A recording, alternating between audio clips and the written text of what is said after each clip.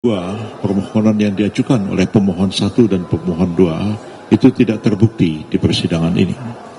Yang lalu-lalu kami sudah jelaskan di mana kegagalan mereka untuk membuktikan apa yang mereka narasikan di dalam posita, di dalam keseluruhan permohonan, tidak mendukung apa yang dikemukakan di dalam petitum, yang seperti kita ketahui petitumnya adalah memohon kepada Mahkamah Konstitusi untuk menyatakan pasangan calon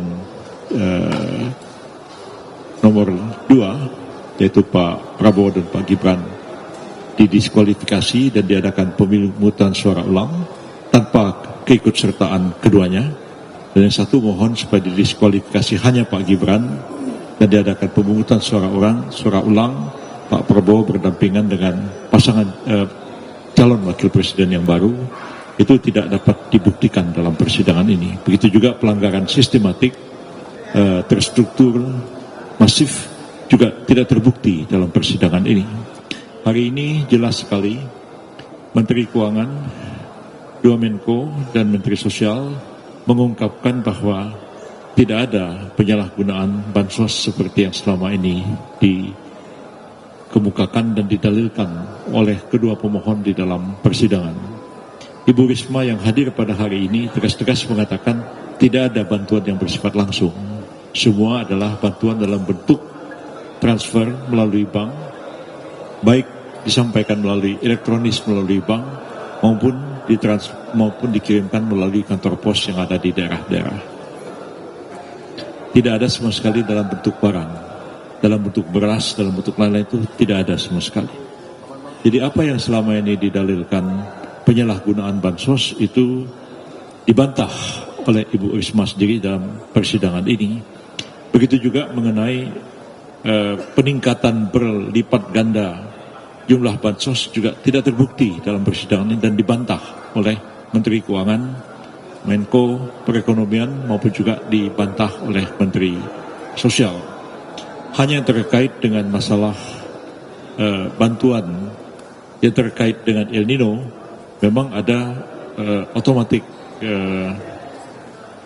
adjustment, itu diakui, dan Menteri Sosial memang menyampaikan bahwa itu adalah permintaan dari Kabinet dan dilakukan pertemuan dengan Komisi 8 DPR. Jadi menguatkan keterangan yang kemarin dikemukakan oleh Pak Aceh di persidangan ini, Pak Aceh Hasan Sajili di persidangan ini, dan itu terjadi peningkatan sampai dengan 50 triliun dari sekitar 50 triliun dari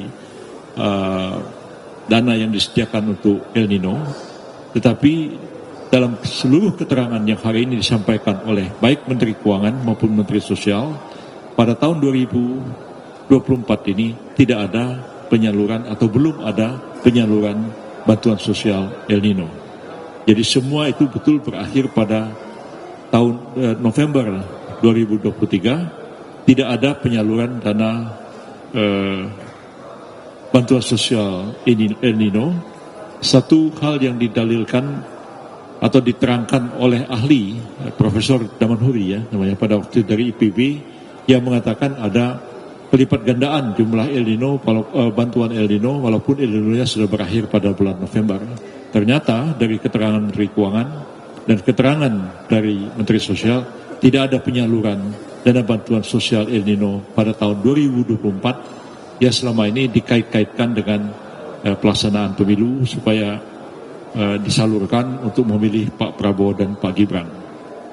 Yang juga tegas sekali dikemukakan dalam persidangan ini adalah menjawab pertanyaan hakim, apakah dalam proses pembahasan masalah bantuan-bantuan sosial dan kemudian bantuan penyediaan dana untuk itu termasuk subsidi BBM, ada titipan-titipan yang bermuatan politik atau tidak, ya.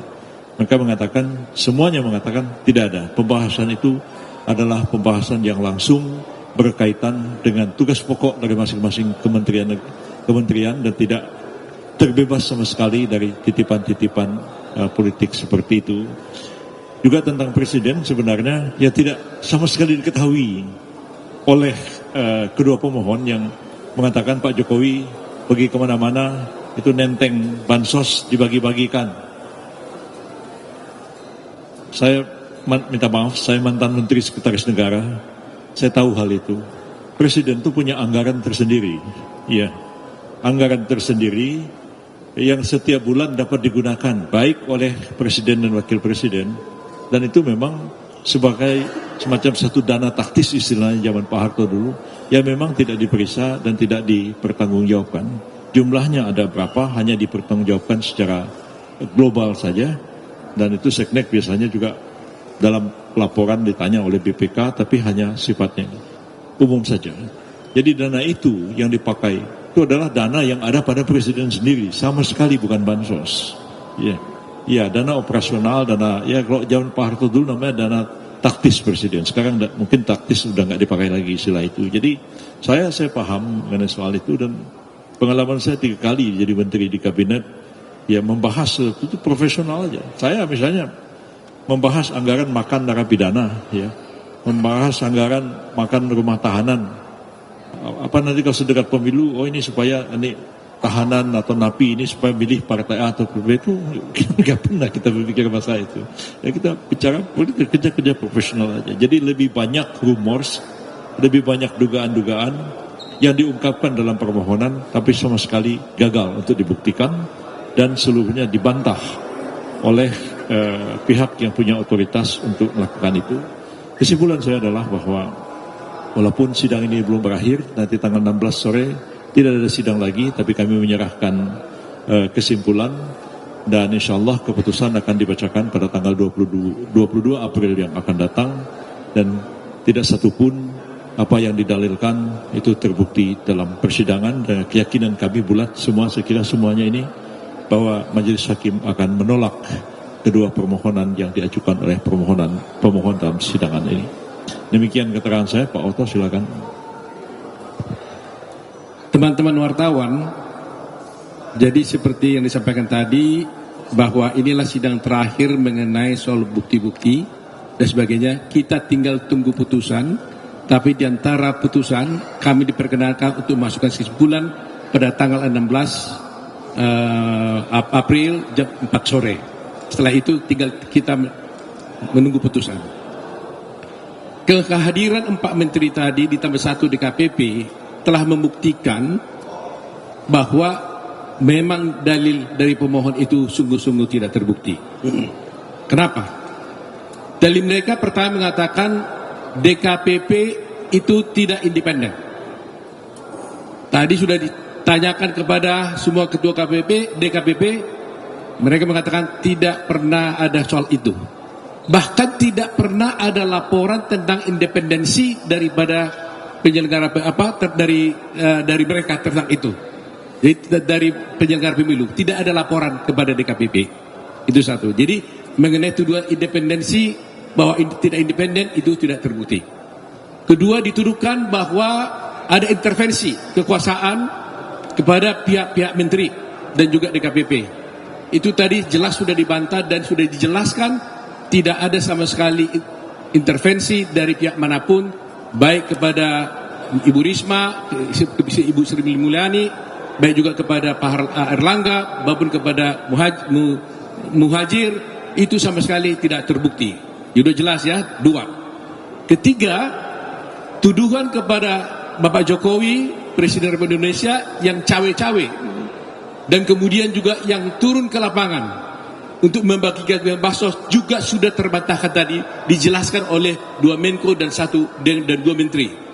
Penjelasannya begini, Pak Jokowi memang bukan hanya tahun ini aja, dari dulu juga itulah ciri khas kerjanya karena dia suka kerja dan beliau ingin memastikan bahwa semua program kerja dan keputusan sudah diambil, kebijakan sudah dibuat, itu harus terdeliver istilahnya, ya, bahwa itu sudah betul-betul sampai terlaksana oleh para bawahan-bawahannya.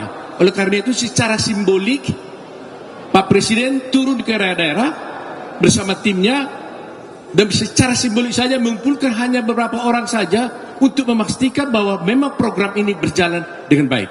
Jadi ini yang dilakukannya, dan ini jumlahnya hanya beberapa titik. Sehingga para menteri menjelaskan tadi, mana mungkin hanya dengan satu pertemuan mungkin paling banyak 1.000 orang yang hadir, dan mungkin hanya beberapa titik di beberapa daerah, paling banyak dia bilang 800.000 orang. Apa mungkin bertemu dengan 800.000 orang, lantas dengan demikian terpengaruhlah seluruh Indonesia yang jumlahnya 100, yang jumlah pemilihnya hampir 150 atau 190 juta pemilih. Jadi itu tidak masuk akal. Jadi dibantah tegas oleh 2 Menko dan 2 Menteri. Jadi dalil itu sudah terpatahkan semuanya. Nah, kalau soal bansos tadi Pak Rizal sudah jelaskan bahwa itu sudah jelas. Saya nggak ulangi lagi. Soal PJ juga sudah terpatahkan. Jadi berarti tuduhan yang mereka lakukan ya sudah jelas-jelas sudah tidak terbukti. Ketika yang terakhir yang dari DKPP juga menjelaskan mengenai perkara yang di DKPP yang memberikan sanksi kode etik, sanksi etik kepada Ketua KPU. Tegas tadi Ketua DKPP mengatakan kami hanya memberikan sanksi etik kepada Ketua KPU dan anggota-anggotanya, tetapi kami tidak punya kewenangan dan tidak pernah membatalkan pencalonan Gibran sebagai calon wakil presiden. Nah ini, jadi supaya clear kita ya. Jadi putusan etik itu tidak ada kaitannya dengan pencalonan Gibran sebagai wakil presiden. Dari itu semua saya kira seperti saya katakan kemarin, bahwa kalau dihadirkan para menteri ini justru akan memperkuat ke posisi kami 02 dan akan melemahkan posisi mereka, dan itu telah terbukti hari ini. Justru keempat menteri itu ditambah 1 DKPP telah bisa menjelaskan dalil-dalil bahwa dalil mereka itu adalah tidak benar dan tidak terbukti. Saya kira itu cukup jelas. Jadi jangan sampai ada lagi anggapan bahwa presiden cawe-cawe, ya, presiden intervensi dan sebagainya. Itu hanya narasi-narasi dan itu hanya asumsi-asumsi. Presiden Republik Indonesia tidak pernah intervensi dan tidak pernah melakukan hal-hal yang melanggar hukum. Itu penjelasan kami. Download Tribun X sekarang, menghadirkan lokal menjadi Indonesia.